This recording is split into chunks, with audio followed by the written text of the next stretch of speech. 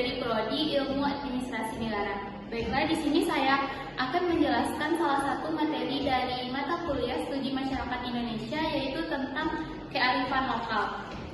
Dalam pengertian Kamus Bahasa Indonesia, kearifan lokal terdiri dari dua kata, yaitu kearifan dan lokal. Lalu, dalam Kamus Bahasa Inggris Indonesia, lokal berarti setempat, sedangkan wisdom berarti kebijaksanaan. Secara umum, kearifan lokal dapat dipahami sebagai gagasan setempat yang bersifat bijaksana yang tertanam dan diikuti oleh masyarakatnya. Menurut S. Suarsi, mengatakan bahwa secara konseptual, kearifan lokal merupakan kebijakan manusia yang bersandar pada filosofi nilai-nilai, etika, cara-cara, dan perilaku yang melembaga secara tradisional. Kearifan lokal dapat bertahan dalam waktu lama, bahkan juga bisa melembaga dikarenakan nilai yang terkandung di dalamnya dianggap baik dan benar. Dengan demikian, menurut Suarsi, kearifan lokal adalah suatu budaya daerah yang masih dianut atau dijalankan oleh masyarakatnya sampai sekarang, yang biasanya diperoleh secara turun-temurun. Selanjutnya yaitu menurut Iskandar Shah dan kawan-kawan. Definisi kearifan lokal yaitu selaku positif manusia, sikap positif manusia yang berhubungan dengan alam serta area sekitarnya yang bersumber dari nilai-nilai agama, adat istiadat, petuah nenek moyang, ataupun budaya setempat yang terbangun secara alamiah. Sikap ini tumbuh jadi suatu kebudayaan sesuatu wilayah secara turun-temurun. Dapat disimpulkan, kearifan lokal atau local wisdom ini adalah gagasan ataupun peristiwa-peristiwa tertentu yang bernilai baik, bernalar jernih, serta penuh kearifan yang terjalin dalam sesuatu warga setempat yang telah mendarah daging. Kearifan lokal telah terdapat semenjak dari era dulu sampai di kala ini, sebab ialah sikap positif manusia dalam berhubungan dengan alam serta area setempat yang bersumber dari nilai-nilai agama, adat istiadat, serta budaya setempat. Kearifan lokal dalam ruang lingkup budaya dijabarkan sebagai bagian antara lain ialah upacara adat, cagar budaya, kejadian alam, transportasi game tradisional, prasarana budaya, baju adat, peninggalan budaya, museum, lembaga budaya, kesenian, desa budaya, kerajinan, cerita rakyat, serta wayang. Kearifan lokal yang diajarkan secara turun-temurun ialah kebudayaan yang pantas kita jaga keberadaannya. Lalu selanjutnya yaitu beberapa ciri-ciri kearifan lokal. Yang pertama, mampu bertahan dari pengaruh budaya luar. Yang kedua, memiliki kemampuan mengakomodasi budaya luar. Yang ketiga, memiliki kemampuan mengintegrasi atau menyatukan budaya luar dan budaya asli.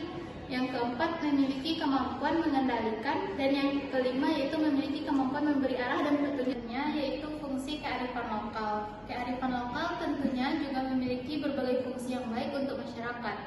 Berikut fungsi kearifan lokal. Yang pertama yaitu sebagai petuah, kepercayaan, sastra, dan pantangan. Yang kedua, untuk konservasi dan pelestarian sumber daya alam. Yang ketiga, untuk pengembangan sumber daya manusia, misalnya berkaitan dengan upacara daur hidup, konsep kanda patrel. Dan yang keempat yaitu untuk pengembangan kebudayaan dan ilmu pengetahuan, misalnya pada upacara Saraswati, kepercayaan dan pemujaan pada Pura Panji. Yang kelima, bermakna etika dan moral, yang terwujud dalam upacara ngaben dan penyucian roh leluhur. Yang keenam, bermakna sosial, misalnya upacara integrasi komunal atau kerabat. Dan yang terakhir yaitu bermakna politik, misalnya upacara ngangku, merana, dan kekuasaan patron klien. Jenis-jenis kearifan lokal. Yang pertama yaitu kearifan lokal berwujud nyata atau tangible, di mana kearifan lokal ini yang bisa dilihat dan disentuh. Kearifan lokal dalam bentuk nyata bisa dilihat dalam berbagai bentuk, baik itu dalam bentuk tekstual seperti tata cara, aturan, atau sistem nilai, dan adapun bentuk lainnya berupa arsitektural seperti berbagai jenis rumah adat yang ada di Indonesia. Bentuk kearifan lokal berwujud nyata lainnya adalah cagar budaya seperti patung, berbagai alat seni tradisional, senjata tradisional yang diwariskan turun-temurun dari generasi ke generasi lainnya, hingga tekstil tradisional seperti kain batik dari Pulau Jawa dan kain tenun dari Pulau Sumba. Lalu yang kedua adalah kearifan lokal yang tidak berwujud atau intangible. Ini tidak bisa dilihat wujudnya secara nyata. Walau tidak terlihat, kearifan lokal jenis ini bisa didengar karena disampaikan secara verbal. Bentuk kearifan lokal ini yang tidak berwujud ini antara lain yaitu nasihat, nyanyian, pantun atau cerita yang mengandung pelajaran hidup bagi generasi selanjutnya. Hal itu bertujuan agar para generasi muda tidak melakukan tindakan buruk yang dapat merugikan diri sendiri, masyarakat, serta alam sekitar yang menjadi rumah serta sumber penghidupan mereka. Kita dapat menemukan banyak kearifan lokal yang ada di Indonesia. Misalnya, nyanyian, pepatah, sesanti, petuah, semboyan, dan kitab-kitab kuno yang melekat dalam perilaku sehari-hari. Keberlangsungan kearifan lokal ini akan tercermin dalam nilai-nilai yang berlaku dalam suatu kelompok dan dijadikan pedoman dalam bertingkah laku. Proses sedimentasi pada kearifan lokal tidak bisa dilakukan dalam waktu singkat. Proses ini membutuhkan waktu yang sangat panjang dari satu generasi ke generasi berikutnya.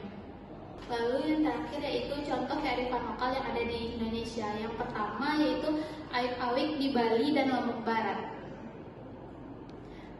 Awik-awik adalah sebuah aturan adat yang menjadi pedoman dalam hal bertindak serta bersikap, terutama dalam hal berinteraksi dan mengolah sumber daya alam serta lingkungan. Awik-awik memuat suatu hak dan kewajiban setiap warga desa adat maupun pakraman. Apabila itu dilanggar akan ada reaksi dari masyarakat yang bersangkutan. Dalam pelaksanaannya akan dilaksanakan oleh para prajuru desa adat yang diberikan kewenangan sebagai pengatur keseimbangan kehidupan masyarakat desa tersebut. Lalu yang kedua yaitu Tabuik dari Sumatera Barat. Tabuik adalah upacara yang dilakukan setiap tanggal 10 Muharram oleh masyarakat di pantai barat Sumatera Barat. Tradisi ini dilakukan untuk memperingati hari kematian Husain bin Ali, cucu dari Nabi Muhammad SAW dalam perang Karbala. Lalu yang ketiga yaitu Bau Nyale dari Lombok, NTB. Bau Nyale adalah tradisi unik warga Nusa Tenggara Barat, khususnya Lombok. Kearifan lokal ini dilaksanakan tiap tanggal 20 bulan ke-10.